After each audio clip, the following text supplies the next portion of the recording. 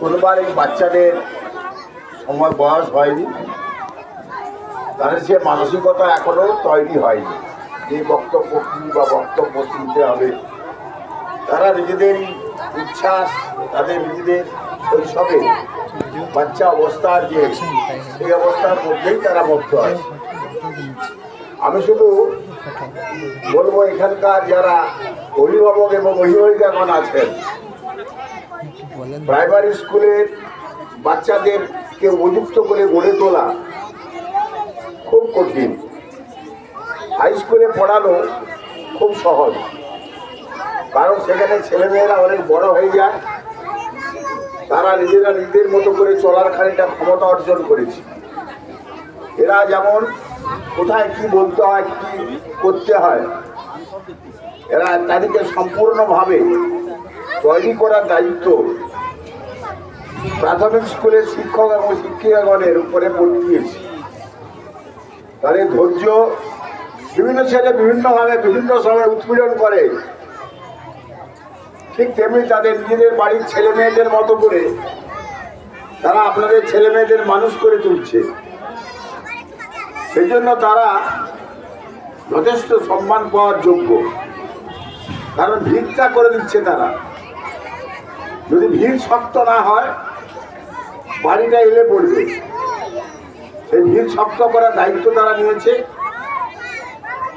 আর দুটো কথা বলবো, এই কথাটা হচ্ছে সামনে অনেক মায়েরা দাঁড়িয়ে আছেন, আমাদের ছেলে মেয়েদের প্রাইমারিতে পড়াচ্ছেন, পাশাপাশি অর্থনৈতিক কিছুটা উন্নত হয়েছে অনেকের, সেই কারণে তারা হয়তো বাসে করে তাদের ছেলে মেয়েদের স্কুলে পাঠাচ্ছে, বিভিন্ন রকম টিফিন বক্সে অনেক রকম খাবার দাবার, পোশাক পরিচ্ছদ করিয়ে। এর জন্য ভাবনার কিছু নেই। আপনি হয়তো ভাবছেন যে আমার ছেলেমেয়েরা কি পিছিয়ে পড়ছে, মোটেই না। আমাদের এই ওয়ার্ডের যেসব শিক্ষক ও শিক্ষিকারা এসছে তারা যথেষ্ট শিক্ষিত এবং তারা উপযুক্ত। আমি খোঁজ নেই, তারা যথেষ্ট যত্ন নিয়ে আধুনিক শিক্ষায় শিক্ষিত করার জন্য তারা যত্নবান হয়ে পড়াশুনো করায়। আপনার ছেলে পিছিয়ে নেই, যার হজম করার শক্তি কম সেই ছেলেগুলোকে যদি সারাদিনই ছবি আঁকরে, সাঁতার কাটরে, বাজনা বাজাওরে, টিউশন পড়রে সময় চলে যায়। যারা প্রাইমারিতে পড়াচ্ছেন তারা লক্ষ্য নজর করুন, করলে দেখবেন আপনার ছেলে এই প্রাইমারি থেকেই ডাক্তার হবে, এই প্রাইমারি থেকে ইঞ্জিনিয়ার হবে, প্রাইমারি থেকে সব কিছু সম্ভব। আমরাও তো প্রাইমারিতে পড়েছি, পৃথিবীতে যারা যত বড় বড় অনেক দিকপাল মানুষ আছেন প্রাইমারিতে পড়েছি।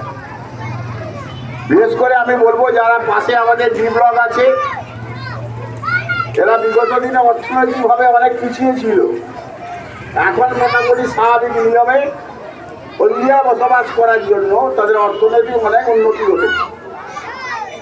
এই কারণে আপনাদের অনুরোধ করবো ছেলেমেয়েরা যাতে লেখাপড়ায় শিক্ষিত হয়, সকলের সঙ্গে প্রতিযোগিতায় রাখতে পারে, এইটা আপনারা একটু খেয়াল রাখবেন।